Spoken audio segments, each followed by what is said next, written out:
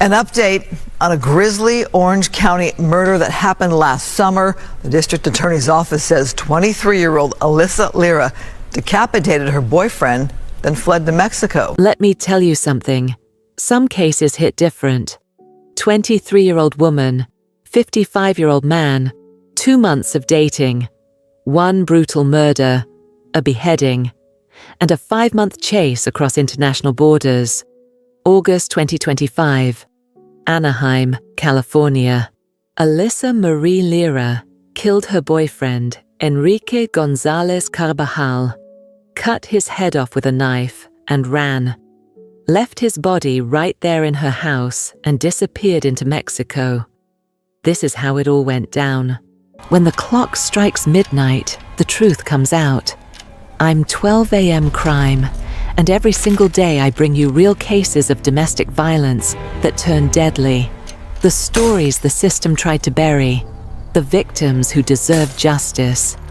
If you're about that raw, unfiltered truth, hit subscribe. New case drops every day at midnight.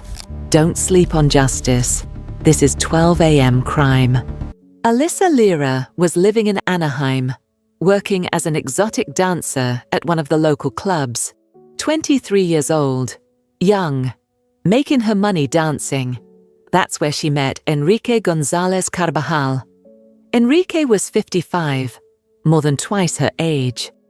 32 years separated them, but age wasn't stopping anything.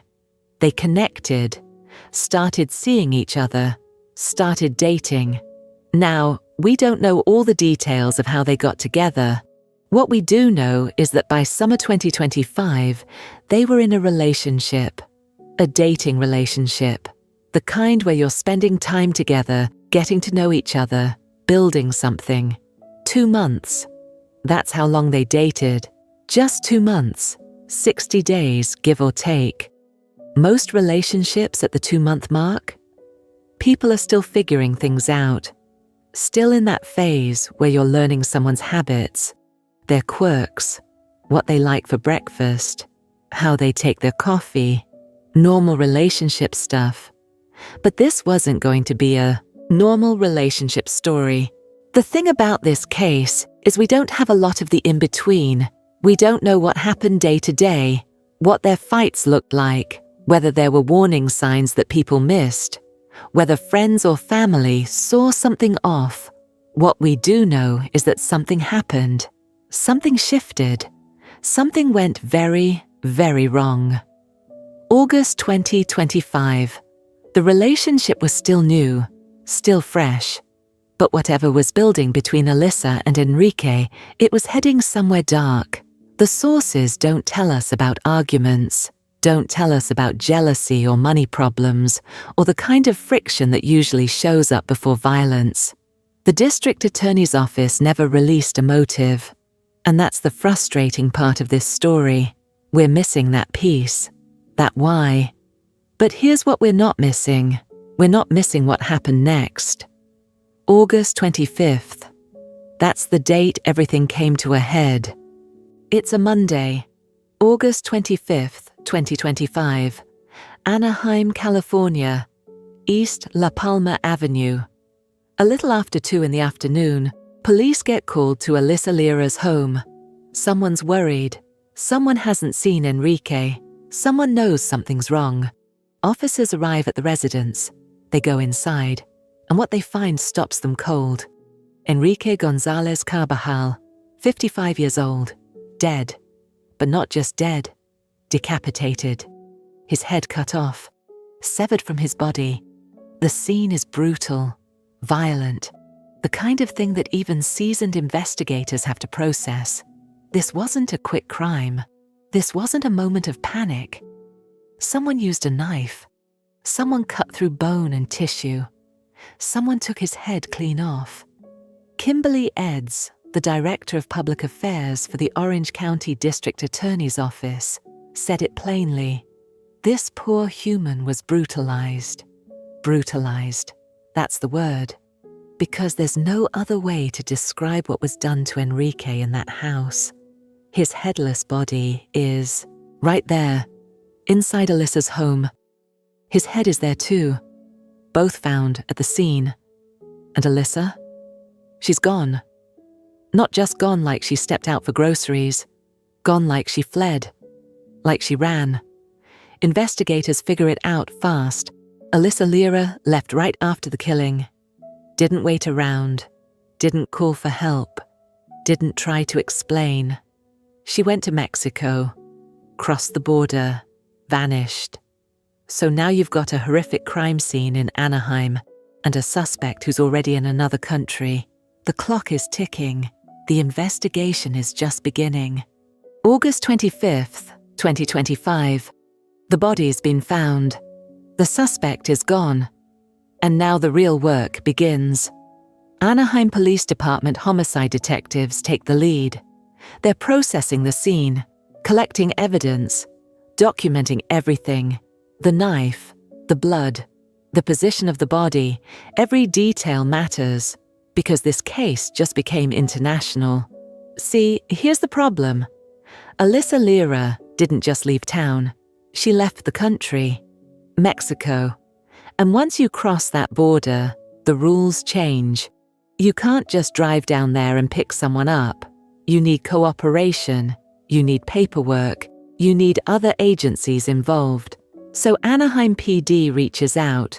They bring in the Orange County District Attorney's Organized Crime Unit. They contact the FBI.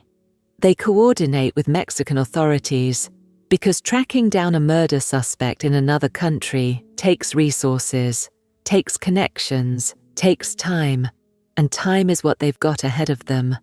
5 months. That's how long this hunt is. Going to last. The family gets notified. Enrique's people. The ones who loved him. The ones who have to process that he's gone. That he died in one of the most violent ways imaginable. One of his close friends would later say he was shocked by what happened. Still grieving. Still trying to make sense of how someone he knew ended up dead like that. But grief doesn't stop the investigation. Detectives keep working. They're building the case. They know who they're looking for. They know where she went. Now they just have to find her. Mexico is a big place. And if someone doesn't want to be found, they can disappear. Blend in. Lay low. But law enforcement isn't giving up. The DA's office is clear about their position.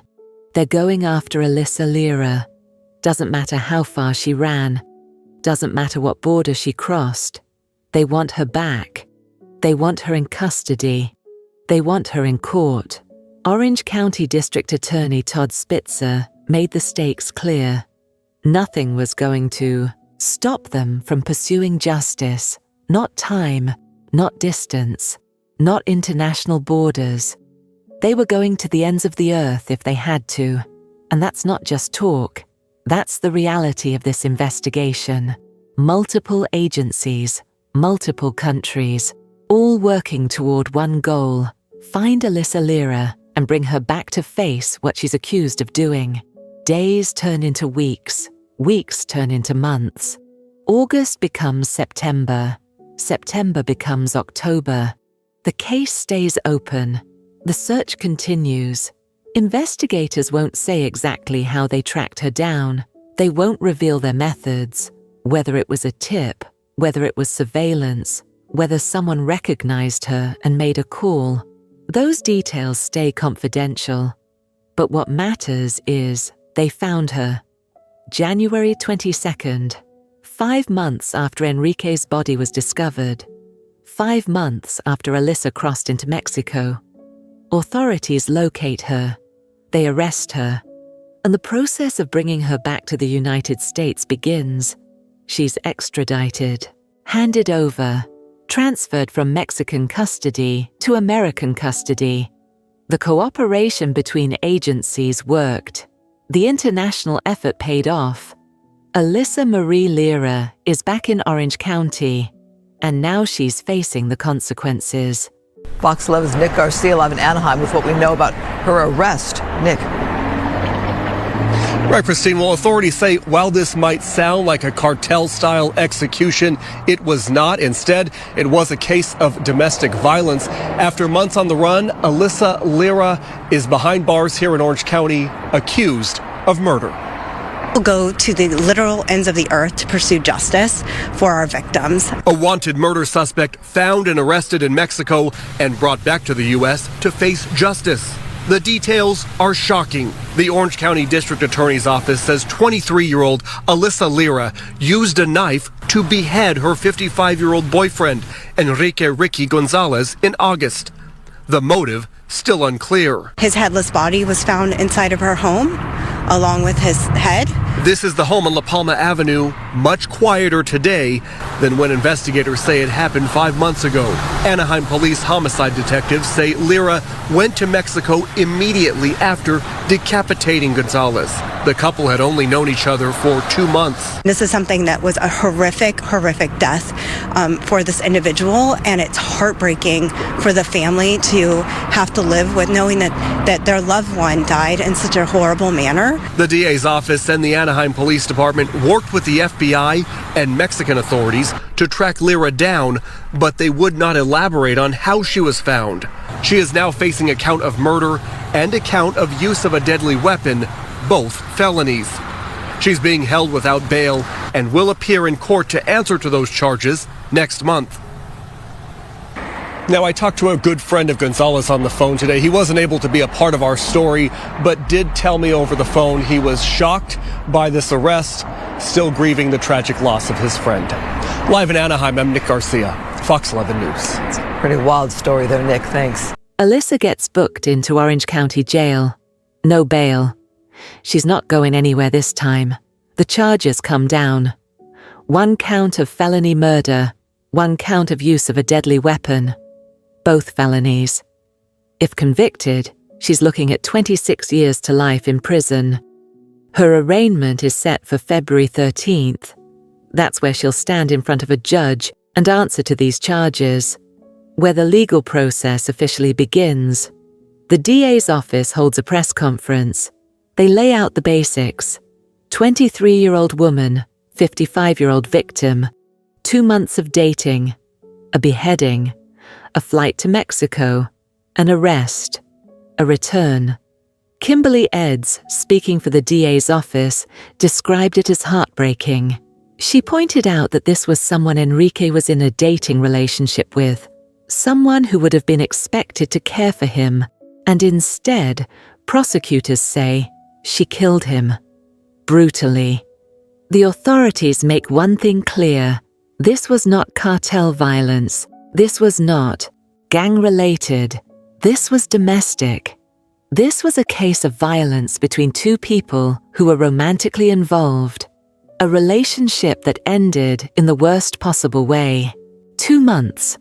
That's all it took for a relationship to go from beginning to end.